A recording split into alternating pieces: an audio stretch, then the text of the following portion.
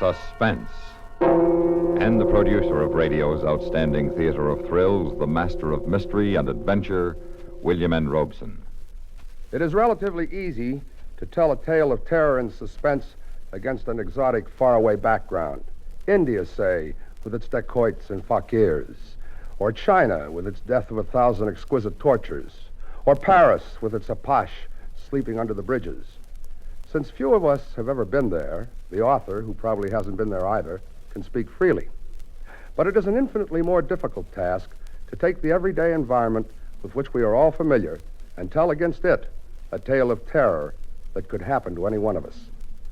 Such a task has been brilliantly accomplished by Arthur Zaguris in the story of suspense you are about to hear.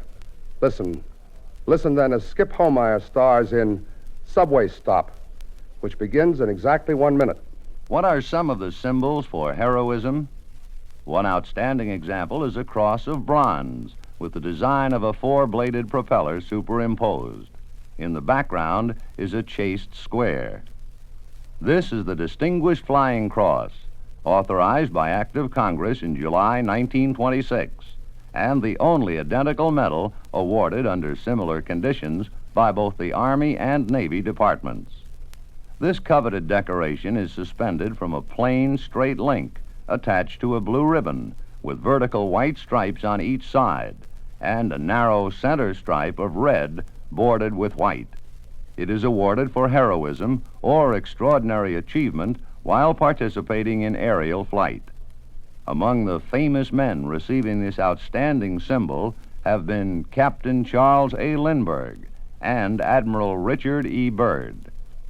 The Distinguished Flying Cross is a proud award bestowed by a grateful nation on those dedicated men and women who serve gallantly and with extra measure. It is a goal worth attaining and a prize worth cherishing. And now, Subway Stop, starring Skip Homeyer, a tale well calculated to keep you in suspense.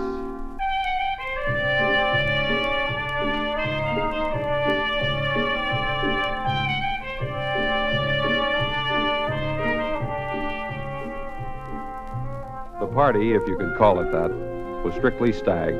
Just a bunch of guys I'd gone to college with. Everybody in old clothes wearing a weekend stubble. Sort of a bull session with booze. And even though we all had to go to work the next morning, it was past 3 o'clock when we broke up. Mike and John walked me down the empty street to the subway station. The city's strange in the middle of the night. Strange and unreal.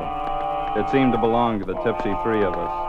Its streets empty, save for a couple of characters standing at the corner. The stoplights blinking in automated precision, controlling the traffic that wasn't there.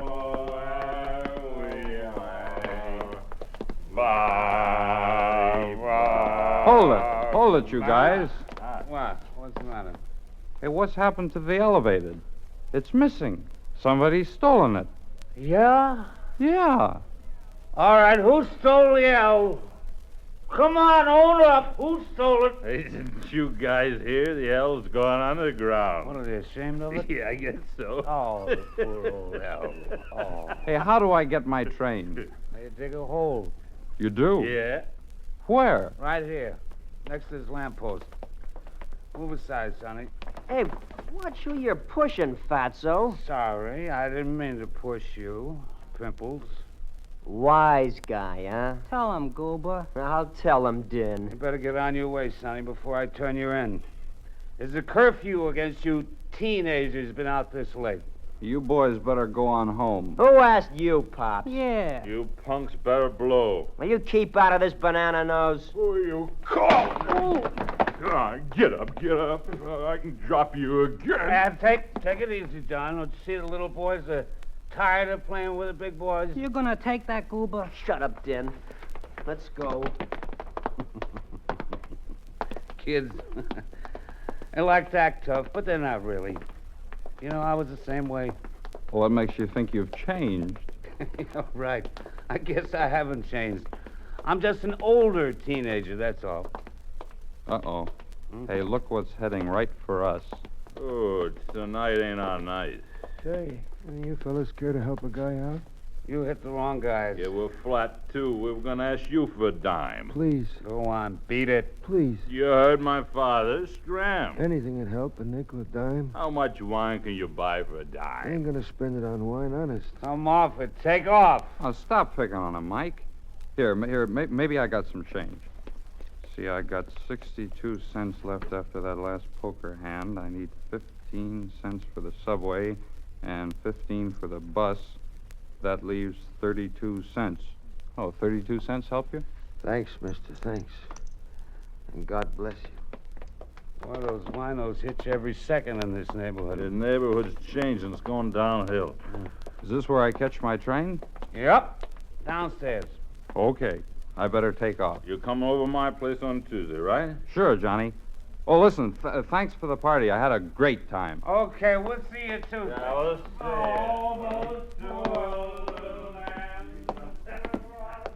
Ooh.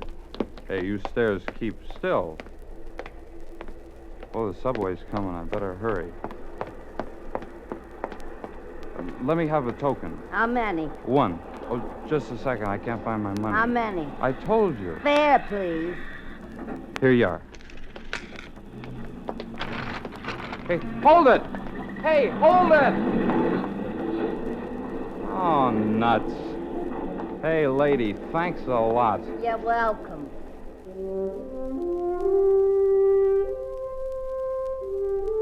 Maybe it was the stale smell of the subway, or the excitement of the near fight. Maybe it was all I'd had to drink. The men's room was located at the dimly lit far end of the platform. I ran to it. Afterwards, I felt better. I was washing the bad taste out of my mouth when the door opened. I turned, and there were the two teenagers. Hold it, Pops. Hey, get away from the door. Just step back, Pops. You ain't going nowhere. What do you want? Are you listening to the little man, Den? I'm listening. Don't sound so tough, does he? He ain't got the big boys around. And he needs the big boys. Don't you, Pops? He needs 'em. 'Cause he's a small one, ain't you, little Pops? Yeah, little Pops. He's a small one. Real small. Like as not, I could break him up myself. Easy. Like as not, you could too, huh, Den? Easy. Look, I'm not asking for trouble, but if you guys want it. You gonna give me a hard time, Pops? Get 'em, Goob. I'll get him. I've been choked, huh, Pops? See this, Pops? Right here, under your eyeball. That's right. That's a knife. Use it, Goober. Cut him up a little. Look at him, Den. Oh, Pops is a sweating and a sweating. Go, man, go. Yeah, man, yeah. Look out, Goober. Oh, you hit me, will you? Get his arm, Den. For cripe's sake, get his arm. Yeah. There. Now. Once upon a time, Pops, there was this little boy, and he didn't like his pops. 'Cause his pops spoke bad like. And old Goober didn't like that. Well, come on, Den, come on, get in. No, man, don't use your feet. That ain't kosher. Use your knee.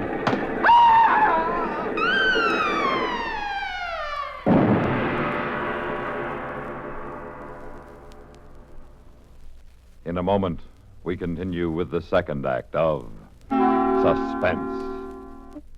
Another visit with Joe and Daphne Forsythe. Hey, honey, I'm home. Daphne. Drop dead. Uh-oh, what's the matter, honey? Don't you speak to me, you Don Juan. Don Juan? Daphne, I'm no Don Juan. No habla español. Very funny. Ha, ha, ha. Well, it was no prize winner, but... Neither are you Lothario. I've often wondered, what's a Lothario? I don't know, but that's what the wives on TV always call their husbands. I guess it applies. Do you want me to go out and come in again? As far as I'm concerned, you can go for a long walk, preferably on a short pier. Well. Oh, come on, Daphne, what's wrong? Your good friend Harry called, and he spilled the beans. Which beans? He said, quote, "Tell Joe he was right about those blondes. They're great," unquote. Blondes? That's what he said. Well? He didn't say blondes. He said bonds. Savings bonds. What? Sure, I buy 'em on the payroll savings plan. And I told Harry he ought to do it, too. Savings bonds have a guaranteed interest that pays back $4 for every 3, which is a pretty good investment. That's a pretty good story, too. It's true, so help me. That's why Harry's so happy. Savings bonds are great. Well, maybe you're right. You wouldn't really fool around with blondes, would you? You're too faithful and sweet and kind and... Fast talking. And now, starring Skip Homeyer, Act 2 of Subway Stop.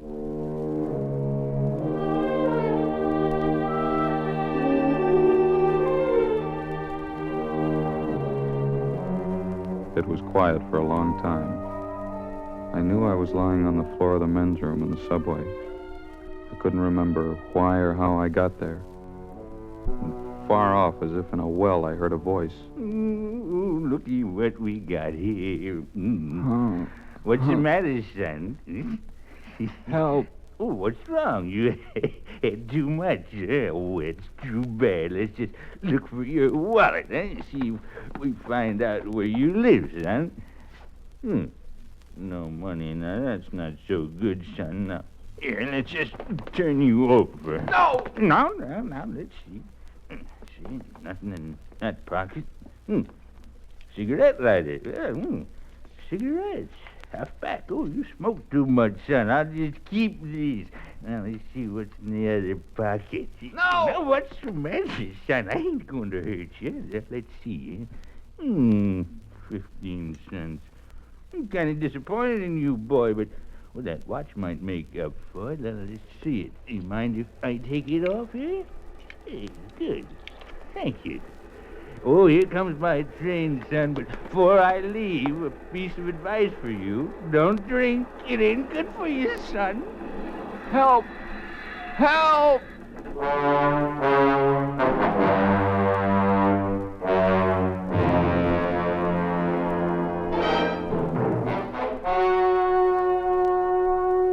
It was a long time before I came to. I was awakened by the stench of the room and the cold stab of the floor. I had to get up. I had to get out of that room. Somehow I pulled myself up and staggered to the door. I opened it. As I did, I could feel sharp, shooting pains cut across my abdomen. I couldn't breathe. Each breath was like a jab, a cutting jab in the ribs. I realized I was badly hurt. I should keep still. I knew if I stayed in that room, I'd die. The platform was empty, completely empty. I leaned against the wall, waiting for someone to help me. I heard the subway train coming. People would be getting off. They'd help. Slowly pulled myself toward the center of the platform.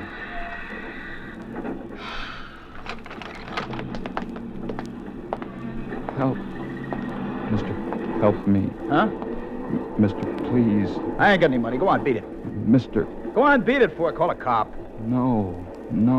What do you mean, no? No, don't grab me. I'm hurt.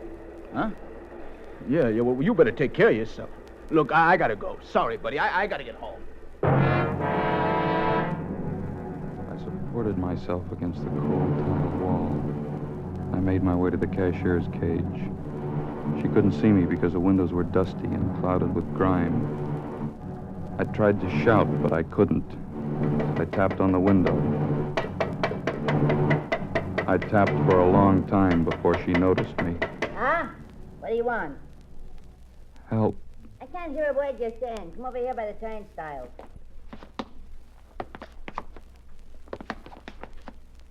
Help. Please. Oh, it's you again. What are you bothering me for? Please. Speak up, you're mumbling. I... Too drunk to answer, huh? Look, mister, if you don't want nothing, don't block the way. Did you hear me? Get out of the way. Yes, ma'am. How many? 2, please. Oh, please help me. Hey, what's the matter with him? Drunk. Looks funny hanging over the turnstile like that. I ought to call a cop, I guess.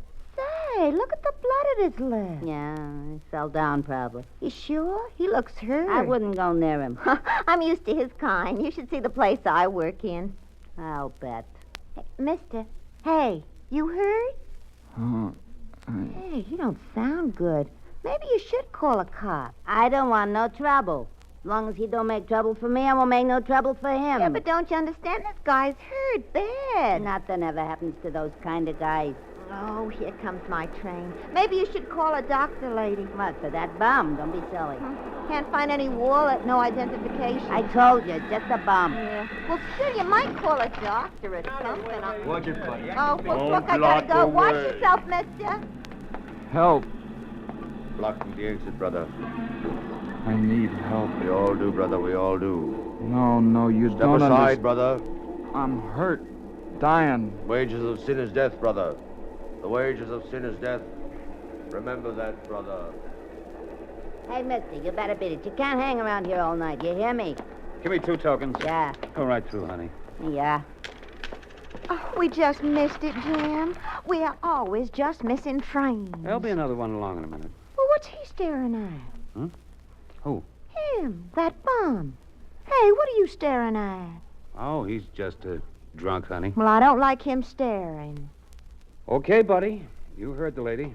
Oh, Hey, what's the matter? Oh, he's sure carrying the mail.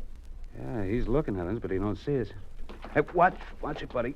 Watch it. You're slipping. Let me help you. Hey. Hey, you're hurt, aren't you? Honey, I'd better go get some help. Come on, Jimmy. We don't want any trouble. But, honey, this guy's hurt. He's hurt bad. I know that. I just can't leave him here. Look, Jimmy, he's probably a crook or something. Him? Oh, come on. Be sensible. I am. And I want you to be sensible. You bother with him, you're going to have to bother with cops, courts maybe, and the newspapers. Newspapers? You think so? Sure. Supposing that guy dies, it's sure to get in the paper that you found him, you and me. I don't want my name in the paper, do you?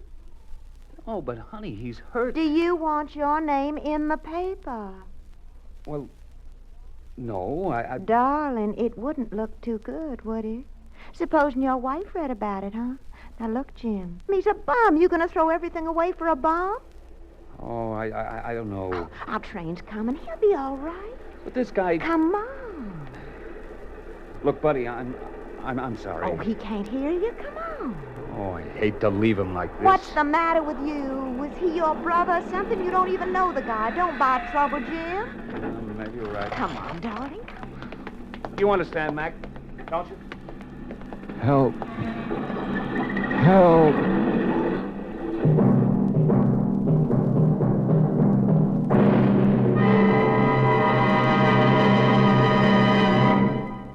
In a moment, we continue with the third act of Suspense.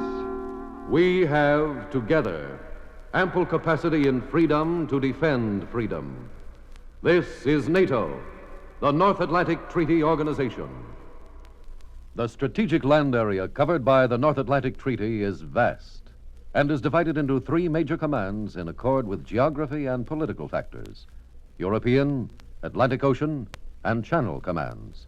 Combined, these cover a land and water mass stretching virtually from the North Pole to the Tropic of Cancer, from the coastal waters of North America to those of Europe and Africa. The United States of America is a part of NATO. You should be aware of and alert to the programs and objectives of the North Atlantic Treaty Organization. And now, starring Skip Homeyer, Act 3 of Subway Stop.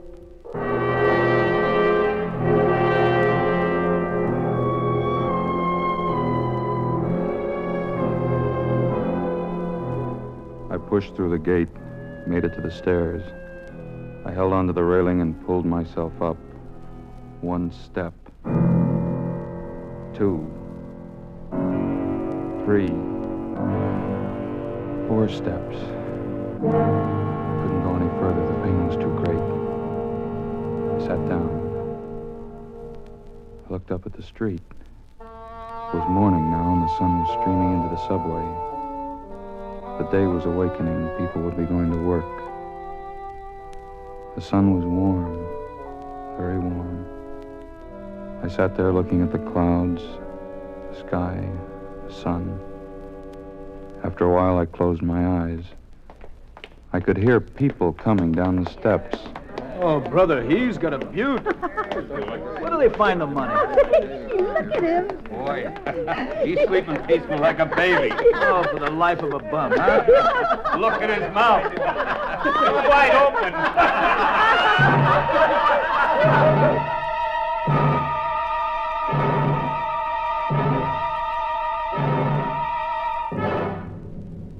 The people of the city going to work, laughing, ignoring me, leaving me to die. I didn't mind any longer. I should have cursed them, shouted out, but I didn't. I couldn't. I felt sorry for them. And then I heard a slow shuffle of feet coming down the steps, coming toward me. I could smell the stench of old wine and beer. I felt rough, calloused hands rub across my cheek. Finally, I heard a voice. Remember me, mister? You gave me money last night. You was the only one who did. What's the matter, mister? You hurt? Yes. You stay there. I'm going to call an ambulance. You stay right there.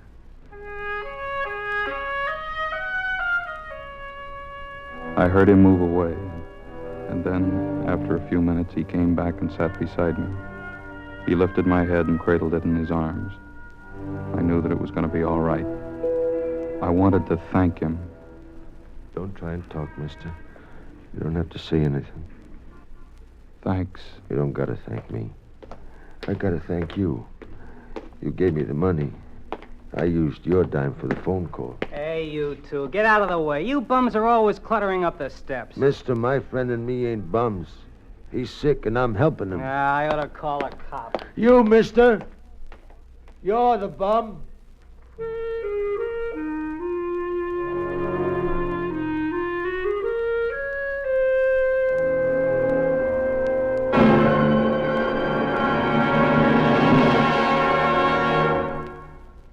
Suspense, in which Mr. Skip Homeyer starred in William N. Robeson's production of Subway Stop by Arthur Zagoras.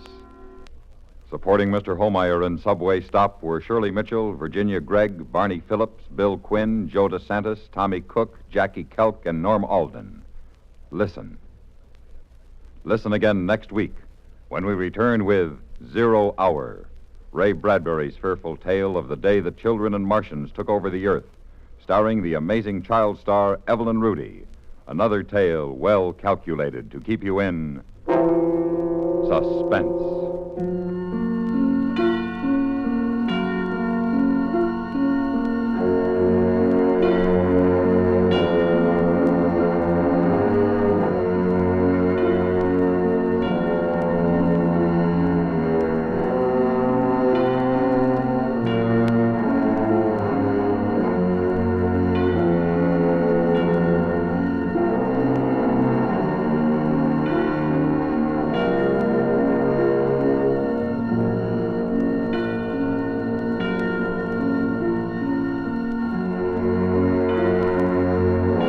This is the United States Armed Forces Radio and Television Service.